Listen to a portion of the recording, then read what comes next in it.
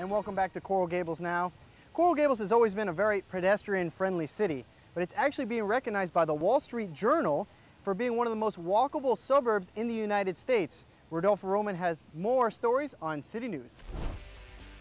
Coral Gables men and women in uniformed patrol car will be sporting a new design. Take a look at the new image makeover on the vehicles. Not only are the cars getting a facelift, but overhead light bars featuring LED technology will be added. The lights will replace the existing strobe incandescent lighting. The overhead LED lights reduce the strain on the patrol car's electrical system, resulting in longer component life with less maintenance and need for replacement. The current look of the patrol cars hasn't been updated since 1989. In other news, Coral Gables walkers have more reason to feel proud of living in the city.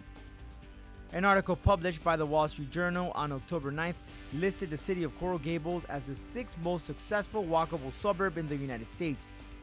An article entitled "How Soho Can Save the Suburbs" by Richard Florida analyzes smart cities where Americans are clamoring to live even in the face of one of the greatest real estate collapses in modern memory.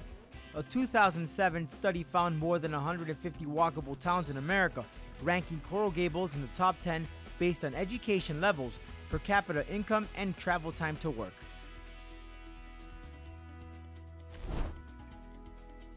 A historic gem in Coral Gables is celebrating 100 years. The Merrick House was the family residence of city founder George Merrick. The house is open for the public and tours are available twice a week. The house has already been restored to have a 1925 look. Thanks, Rodolfo. And changing topics, when it comes to mortgage, it's already a very confusing process. But unfortunately, there's one more thing you need to look out for, which is a growing trend of mortgage scams.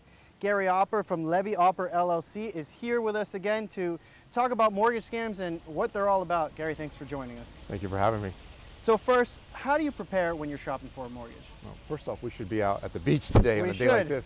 Get a tan today. We should. We don't get a tan here. But you should do your homework. You should find out what you can afford in a mortgage. You should do your investigation as to what mortgage lender, what mortgage broker, what mortgage originator you want to use. You know, ask for references. So when you go in, you're prepared to talk to the person and know that they're a reputable mortgage broker that you want to do business with.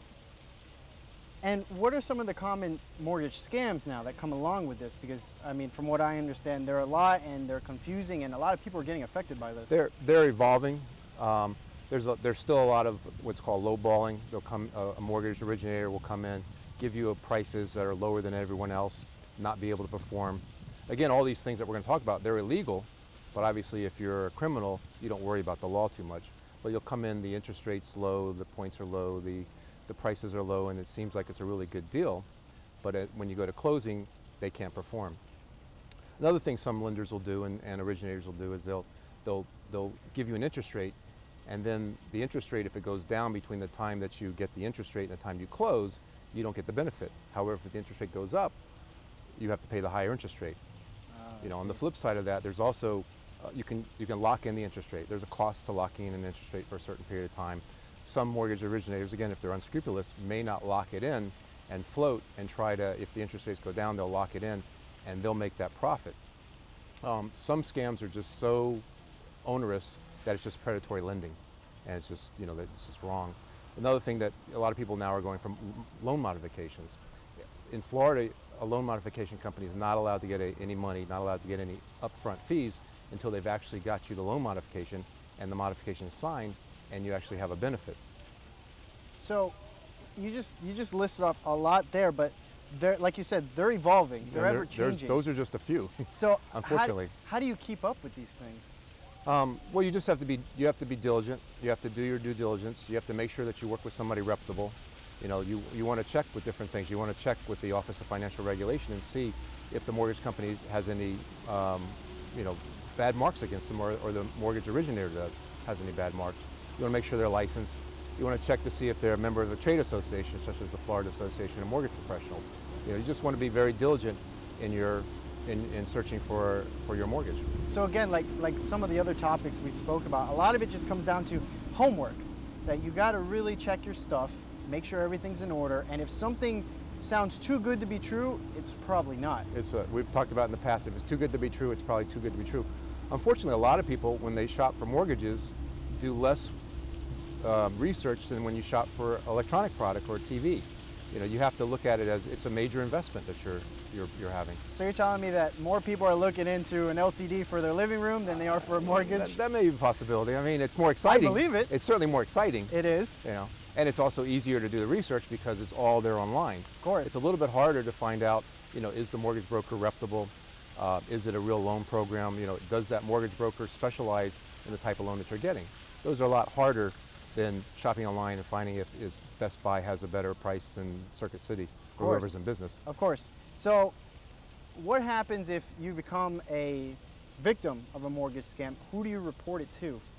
Well, there's a lot of people that are interested, obviously, in knowing about the mortgage fraud. The FBI has a task force that you can call them up and tell them about it.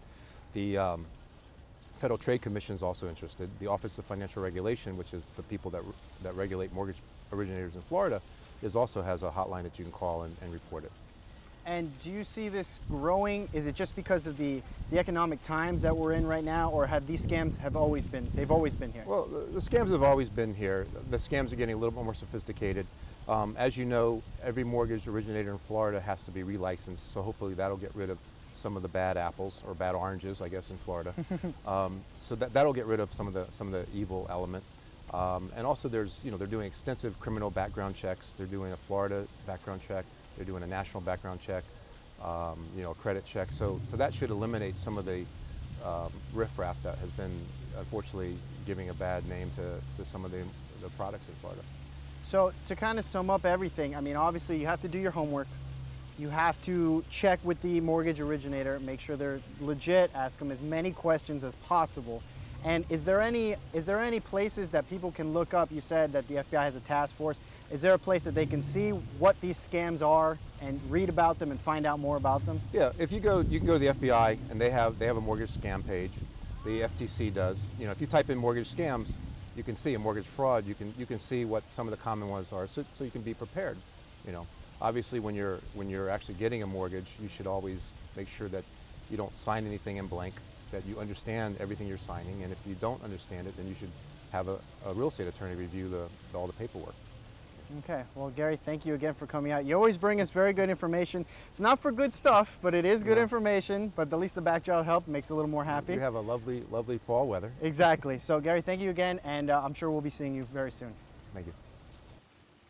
And still to come on Coral Gables Now. With its nature-like beauty and wonderful architecture, Coral Gables has something else to be proud about.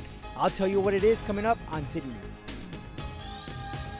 And along with the city events, we'll have the Junior Orange Bowl Committee with us to let us know what they have planned during the holidays. We'll be right back.